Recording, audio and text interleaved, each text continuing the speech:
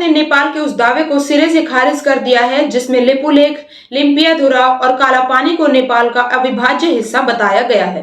भारत की प्रतिक्रिया ऐसे समय आई है जब भारत और चीन ने लिपुलेख दर्रे के जरिए सीमा व्यापार फिर से शुरू करने पर सहमति जताई है।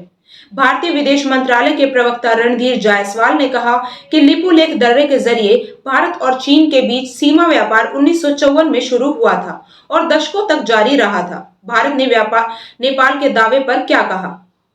इसके साथ ही उन्होंने कहा कि हाल के वर्षों में भारत ने नेपाल के उस दावे को सिरे से खारिज कर दिया है जिसमें लिपुलेख, लिम्पियाधुरा और कालापानी को नेपाल का अविभाज्य हिस्सा बताया गया है। भारत की ये प्रतिक्रिया ऐसे समय आई है जब भारत और चीन ने लिपुलेख दर्रे के जरिए सीमा व्यापार फिर से शुरू करने पर सहमति जताई है। भारतीय विदेश मंत्रालय के प्रवक्ता रणधीर जायसवाल ने कहा कि लिपुलेख दर्रे के जरिए भारत और चीन के बीच सीमा व्यापार 1954 में शुरू हुआ था और दशकों तक जारी रहा है। भारत ने नेपाल के दावे पर क्या कहा? इसके साथ ही उन्होंने कहा कि हाल के वर्षों में कोरोना और अन्य घटनाओं के कारण ये व्यापार बाधित हुआ था। अब दोनों पक्ष इसे फिर से शुरू करने पर सहमत हुए हैं। उन्होंने नेपाल के दावों को न तो उचित और न ही ऐतिहासिक तथ्यों और साक्ष्यों पर आधारित बताया है।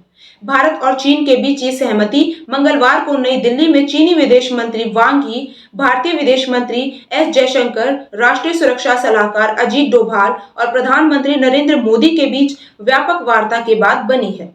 नेपाल ने किस दावे पर आया? भारत का जवाब। संयुक्त दस्तावेज में कहा गया कि दोनों पक्ष 3 निर्दिष्ट व्यापार बिंदुओं लिपुलेख दर्रा, शिवकीला दर्रा और नाथुला दर्रा के माध्यम से सीमा व्यापार को फिर से शुरू करेंगे। इस बीच नेपाल ने कहा कि लिपुलेख उसका अविभाज्य हिस्सा है और इसे उसके आधिकारिक मानचित्र में भी शामिल किया गया है।